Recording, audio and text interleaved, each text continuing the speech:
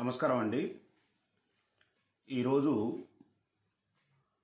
త్వరలో ప్రభుత్వాలు సంక్రాంతి సందర్భంగా ఒక వారం రోజులు సెలవులు ప్రకటించబోతున్నది. ఈ ప్రకటిస్తున్నటువంటి సందర్భంలో మన పిల్లలు చాలామంది రకరకాల వ్యాపకాలతోటి ఇంటికి రాగానే సమయం దొరకడం వల్ల వాళ్ళ యొక్క వ్యాపకాలతోటి సమయాన్ని వృధా చేయాలని చెప్పేసి భావిస్తుంటారు. సో అందులో భాగంగానే కొన్ని సలహాలు, కొన్ని సూచనలు నేను ఇవ్వదలుచుకున్నాను. అవి కొద్ది మంది కన్నా ఉపయోగపడతాయని చెప్పేసి నా యొక్క చిన్న ప్రయత్నం, ఆశ. ముఖ్యంగా అండి, ఈ హాలిడేస్ ఇచ్చినప్పుడు మన పిల్లలు చాలా స్వేచ్ఛగా తిరగాలి, వానితో తిరగాల, వీనితో తిరగాల, రకరకాలుగా ఊహించుకుంటూ గురుకులాల్లో ఉన్న పిల్లలు అయితే ఇంటికి వస్తారు. అదేవిధంగా స్కూళ్ళల్లో చదువుకున్నటువంటి పిల్లలు మాత్రం, ఊళ్ళో ఉన్నటువంటి స్కూల్లో చదువుకున్నటువంటి పిల్లలు మాత్రము అబ్బా నాకు పాఠశాల అయిపోయింది, పెద్ద తలనొప్పి పోయిందని చెప్పేసి భావిస్తుంటారు. పిల్లలు సహజంగా వచ్చినటువంటి నేచరు. అయితే ఈ నేచర్ మనం ఏం చేయాలి? మనము సాధ్యమైనంత వరకు అదే నేచర్లో ఉంచాలి. కానీ సాధ్యమైనంత వరకు పిల్లల్ని పక్కదారి పట్టుకోకుండా చూసుకునే బాధ్యత మనది. అంటే ఒక తల్లిదండ్రులుగా మన బాధ్యత ఏంటంటే సమయానికి పిల్లవాడిని తిండి పెట్టడమే కాకోకుండా కొన్ని నేర్పాల్సిన అంశాలు కూడా మనం నేర్పాలి పిల్లలకి.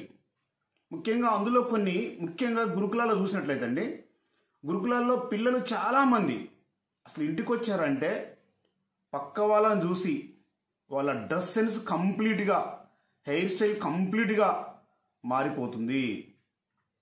ఇంటికి వస్తే వాడు స్కూల్ డ్రెస్ను పక్కా పెడతాడు. సరే పోనీ సివిల్ డ్రెస్ అని వేస్తాడు, మంచి వేస్తారంటే మంచి వేయడు. వెస్ట్రన్ డ్రెస్సులు, వెస్ట్రన్ కల్చర్ సంబంధించిన డ్రెస్సులు వేసుకొని ప్రదర్శించుకుంటూ అక్కడ తిరిగి మళ్ళీ రీఓపెన్ అయిన తర్వాత స్కూల్స్ మళ్ళీ అదే డ్రెస్ తోటి స్కూల్లోకి వస్తున్నాడు. అదేవిధంగా హెయిర్ స్టైల్ పరిస్థితి కూడా అదే. చక్కటి హెయిర్ స్టైల్ ఉంటుంది గురుకులాల్లో ఉన్నప్పుడు. ఇంటికి రాగానే గురుకులాల నుంచి ఇంటికి రాగానే ఆ హెయిర్ స్టైల్ మొత్తం కూడా మారిపోతున్నాడు.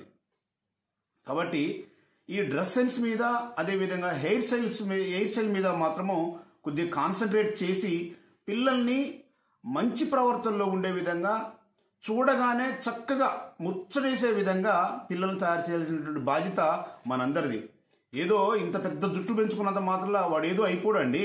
మన తెలియందేముంది? మనం పెంచుకున్నాం, అట్లా పెరిగినాం. మనం అట్లా పెరగలే కదా మనం. సో సేమ్ పద్ధతిలో మనం కూడా మన పిల్లలు నేర్పాలా. ఏదో గాలి సినిమాలు చూసి వాడు అట్రాక్ట్ అయ్యి గాలిగా ఉండాలని చెప్పేసి కోరుకుంటున్న సందర్భంలో మనము మన పిల్లలకి సలహాలు ఇవ్వాల్సిన బాధ్యత మంది. సో కాబట్టి ఈ డ్రెస్ సెన్స్ మీద, అదేవిధంగా కటింగ్ స్టైల్స్ మీద మాత్రము కొద్దిగా ఫోకస్ పెట్టాలని చెప్పేసి ఈ సందర్భంగా తల్లిదండ్రులకు అందరూ కూడా తెలియజేస్తున్నాను. అంతేకాకుండా చాలామంది పిల్లలు ఉన్నటువంటి ఒక ఆలోచన ఏంటంటే, మన పేరెంట్స్కి వచ్చినటువంటి సహజమైన ఆలోచన ఏంటంటే, సర్లే ఆ పిల్లవాడు చేసుకున్నాడు, ఈడు చేసుకుంటున్నాడు, వాళ్ళంతా ఫ్రెండ్స్ కదా అని చెప్పేసి వదిలేస్తున్నారు. లేదండి, ఒక్కొక్క కుటుంబం యొక్క నేపథ్యం ఒక్కొక్క విధంగా ఉంటుంది. కుటుంబ నేపథ్యాలను బట్టి, మన తల్లిదండ్రుల యొక్క కల్చర్ను బట్టి మన పిల్లలు ఎదగాల.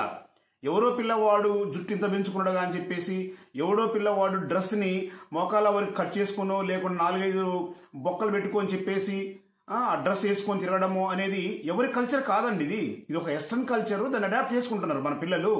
కాబట్టి ఒకటి చూసి ఒకటి చేసుకుంటున్నా అని చెప్పేసి మనం రాజీకి వస్తూ మన పిల్లల్ని వదిలేసిన అనుకోండి, అవి ఏమవుతుందంటే పాఠశాల స్థాయికి వచ్చిన తర్వాత చిలికి గాలివాన అవుతుంది.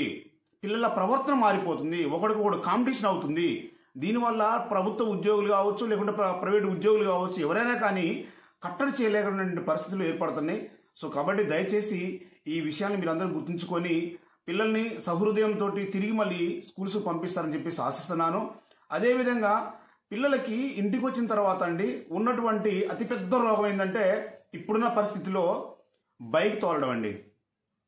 పిల్లలు ఇంటికి రాగానే, గురుకులాల నుంచి ఇంటికి రాగానే, లేదంటే పాఠశాల నుంచి ఇంట్లో ఖాళీగా ఉంటున్న సందర్భంలో పేరెంట్స్ ఏం చేస్తున్నారు, ఏదో ఒక పనికి సరే మా పిల్లవాడు తోలుతాడు అని చెప్పేసి బైక్లు ఇవ్వడము అలవాటు చేస్తున్నారు.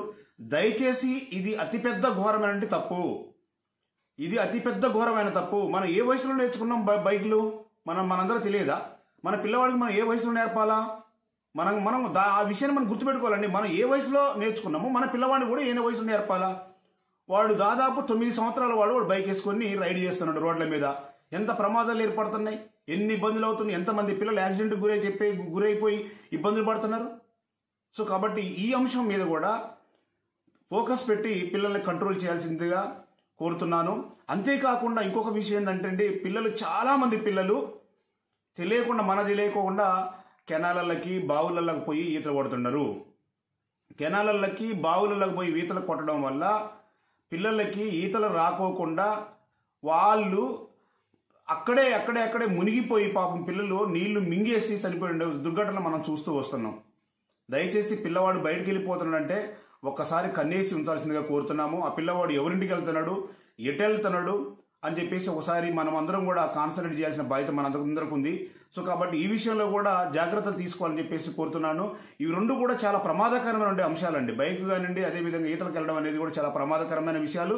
ఇంకోటి ఏంటంటే ఇక సమయం దొరికింది అని చెప్పేసి పొద్దున్న లేవన్నా క్రికెట్ బ్యాట్ పట్టుకుని పోతుంటారండి చాలా మంది పిల్లలు ఆట ఆడాలి కానండి, పొద్దున్న లేత ఆటలు ఆడాల్సిన అవసరం లేదండి. ఉదయం 1 గంట, సాయంత్రం 1 గంట ఆడుకుంటే సరిపోతుంది. సమయం మొత్తం వాడు ఆటల మీదనే కేటాయిస్తారు కొద్దిమంది అయితే. అలా కాదండి, పొద్దున్నాక ఎందుకు, ఉదయం 1 గంట, సాయంత్రం 1 గంట కేటాయించండి.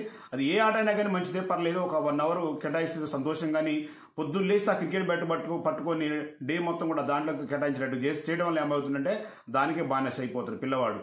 సో కాబట్టి ఈ సమయంలో అంటే మార్నింగ్, అదేవిధంగా ఈవినింగ్ 1 అవర్ చదువు ఆటలు ఆడుకున్న సందర్భంలో ఈ సమయంలో కనీసం మధ్యలో చెస్ ఆడుకోవడం కానివ్వండి, లేకుంటే క్యారమ్ బోర్డు ఆడుకోవడం కానివ్వండి, లేకుంటే బుక్ రీడింగ్ అని చెప్పేసి ఇవన్నీ కూడా కేటాయించుకోవాలి పిల్లలు. మనం చెప్పాల్సిన బాధ్యత మంది.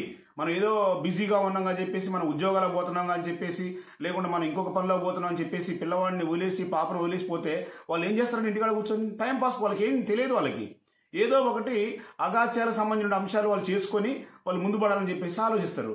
సో కాబట్టి పిల్లవాళ్ళు మన ఇంటి దగ్గర ఉన్నప్పుడు ఖచ్చితంగా బుక్ రీడింగ్ ఒకటి అలవాటు చేయాల్సిన బాధ్యత ఉన్నది. ఈ సందర్భంగా నాకు తెలిసినటువంటి పుస్తకాల్లో ముఖ్యంగా మనం చిన్న వయసులో ఉన్న పిల్లలకైతే ఖచ్చితంగా కొద్దిమంది మహానుభావుల యొక్క పుస్తకాలు, వాళ్ళ యొక్క చరిత్రను మనం చదవాలని చెప్పి ఈ సందర్భంగా తెలియజేస్తున్నాను. ముఖ్యంగా మదర్ తెరీసా లాంటి మహానుభావుల యొక్క పుస్తకాలు, అదేవిధంగా స్వామి వివేకానంద గారి యొక్క పుస్తకాలు, అదేవిధంగా మహాత్మా గాంధీ గారి యొక్క పుస్తకాలు, అదేవిధంగా భారత రాజ్యాంగం రాసినటువంటి గొప్ప మహానుభావుడు డాక్టర్ బిఆర్ అంబేద్కర్ గారి గురించి, అదేవిధంగా అబ్దుల్ కలాం గారి గురించి, అదేవిధంగా అబ్రహం లింకన్ గారి గురించి, సో ఇలా కొద్దిమంది చరిత్రల యొక్క పుస్తకాలు కనుక మనం అలవాటు చేసినట్టయితే పిల్లలు సాధ్యమైనంత వరకు ఆ మహనీయుల యొక్క త్యాగాలని గుర్తుంచుకొని ఆ మహనీయుల యొక్క సారాంశాన్ని కనీసం వాళ్ళు అప్లికేబుల్ చేసినట్టు పరిస్థితి ఉంటుంది. చదవడే కాకుండా సాయంత్రం పూట కూర్చున్నప్పుడు, లేకుంటే భోజనం చేసినప్పుడు 1 గంట సేపు మనం వాళ్ళతో మాట్లాడినప్పుడు, ఈ రోజు ఏం పుస్తకాలు చదివినా, ఎలాంటి పుస్తకాలు చదివినా, ఆ పుస్తకాలు చదివినప్పుడు నీకు ఎలా అనిపించింది, వాటిలో నుండి సారాంశం ఏంటని చెప్పేసి నాకు చెప్పినానని నేను చదవలేదు నాన్న అని చెప్పేసి నీ ద్వారా నేను తెలుసుకుందాం అనుకుంటున్నానని చెప్పేసి వాళ్ళని కనుక ఎంకరేజ్ చేసి అనుకోండి, అరే మా డాడీ నా గురించి తెలుసుకోవాలనుకుంటాడు, లేకుంటే మా మమ్మీ నా గురించి తెలుసుకోవాలనుకుంటుంది. సో కాబట్టి నేను ఖచ్చితంగా చదివి ఈ పుస్తకాలని మా మమ్మీకి, మా డాడీకి చెప్పాలని చెప్పేసి వాళ్ళలో కూడా ఒక కొత్త ఉత్సాహాన్ని మనం నింపిన వాళ్ళం అవుతాం. సో ఈ విధంగా మనం అందరం కూడా పిల్లల్ని సాధ్యమైనంత వరకు ప్రోత్సహించినప్పుడే పిల్లలు ఏం చేస్తారంటే పక్కదారి పట్టుకోకుండా సహజమైనంత వరకు పిల్లలు ఎక్కువగా ఈ అకాడమిక్స్ లెవెల్ మీద ఫోకస్ అయ్యే విధంగా ఉంటారని చెప్పి సందర్భంగా ఇస్తున్నాను. ఇలాంటి ఆలోచనలు చాలా మందికి ఉండబట్టే మన హైదరాబాద్లో బుక్ ఫేర్ జరిగినప్పుడు చాలా మంది వాళ్ళ యొక్క తల్లిదండ్రులు వాళ్ళ యొక్క పిల్లల్ని తీసుకొని బుక్ ఫేర్కి వచ్చి చాలా పుస్తకాలు తీసుకెళ్లి చాలా మంది చదివిస్తున్నారని చెప్పేసి నాకు అనిపించిందండి. సో కాబట్టి పిల్లలకి మనం సాధ్యమైనంత వరకు బుక్ రీడింగ్ అలవాటు చేసి రాబోయే కాలంలో వాళ్ళ యొక్క జ్ఞాన సంపదని సాధ్యమైనంత ఈ మైండ్ సెట్ ఎలా ఉంటుందంటే పిల్లలు పక్క వాళ్ళని చూసి చాలా మంది మారిపోతున్నారు. కాబట్టి పక్కవాడు చెడ్డవాడు కావచ్చు, మన పిల్లవాడిని మనం మంచిగా మార్చుకోవాలనుకున్నప్పుడు ఏం చేయాలి, మనము చెడ్డ లక్షణాలు ఉన్నటువంటి పిల్లవాడి స్నేహం కాకుండా మంచి లక్షణాలు ఉన్నటువంటి పిల్లల స్నేహం పడ్డట్టుగా వాళ్ళకి ఎంకరేజ్ చేసుకోవాలి. మనం ఎక్కడైనా తప్పులు దొరికినట్టయితే ఇమీడియట్గా వాటిని ఖండించే ప్రయత్నాలు చేయాలి. ఎక్కడ కూడా మనం పిల్లలకి మన సపోర్ట్ చేయకూడదు, చెడుకు సంబంధించిన అంశాలు ఎక్కడ కూడా మనము సపోర్ట్ చేయకూడదు. ఇలా ఎప్పుడైతే సపోర్ట్ చేస్తామో ఏమవుతుందంటే పిల్లవాడు పక్కదారి పడడానికి అవకాశాలు ఉన్నాయి. సో కాబట్టి సహృదయంతో ఇలాంటి అంశాల మీద ఎక్కువగా కాన్సన్ట్రేట్ చేసి మన పిల్లలు అమ్మాయి కావచ్చు, అబ్బాయి కావచ్చు, లేకుంటే ఇంకెవరైనా కావచ్చు, ఇంకా విలేజ్లో ఉన్న పీపుల్స్కి అయితే ఇప్పుడు చాలా ఇవాళ యూట్యూబ్లలో ఇంగ్లీష్ సంబంధించిన స్పోకెన్ ఇంగ్లీష్ క్లాసెస్ ఉన్నాయండి. ఇంగ్లీషు సంబంధించిన స్పోకెన్ ఇంగ్లీష్ క్లాసెస్ ఉన్నాయి, అదేవిధంగా హిందీకి సంబంధించినటువంటి స్పోకెన్ ఇంగ్లీష్ క్లాసెస్ ఉన్నాయి, చక్కటి క్లాసులు ఉన్నాయండి. సో కాబట్టి వాటిని కూడా ఉపయోగించుకొని రాబోయేటువంటి నాలెడ్జిని అప్డేట్ చేసుకునే విధంగా వాటిని కూడా ఉపయోగించుకొని పిల్లల యొక్క ఇంగ్లీష్ స్కిల్ని కానివ్వండి, అదేవిధంగా హిందీ స్కిల్ని కానివ్వండి, ఇవన్నీ డెవలప్ చేసుకుంటే ప్రపంచంలో ఎక్కడ పోయినా మన పిల్లవాడు స్వేచ్ఛగా బతకగలుగుతాడని చెప్పేసి ఈ సందర్భంగా కొన్ని విషయాలని మీ దృష్టికి తేవాలని చెప్పేసి తెలియజేస్తున్నాను. బహుశా నాకు తెలిసి ఇవన్నీ కూడా మీరు స్వీకరించి సాధ్యమైనంత వరకు మీ పిల్లల్ని మీరు సెపరేట్ చేసుకుంటారని చెప్పేసి ఆలోచిస్తున్నాను. అందుకే ఒక చిన్న తపన, నా ప్రయత్నం ఏంటంటే ఒక చిన్న తపన ఎంతో కొంతమంది కన్నా ఉపయోగపడుతుంది అని చెప్పేసి ఒక ప్రభుత్వ ఉపాధ్యాయుడిగా నాకున్నటువంటి చిన్న ప్రయత్నంతో దీన్ని చెప్పాలని చెప్పేసి మీ ముందుకు వచ్చాను. సో సౌహృదయంగా స్వీకరించి అందరికి పంపించే విధంగా, అందరికి చేరవేసే విధంగా చేస్తారని చెప్పేసి తెలియజేసుకుంటూ ముగిస్తున్నాను. థ్యాంక్ యూ ఉండాలి.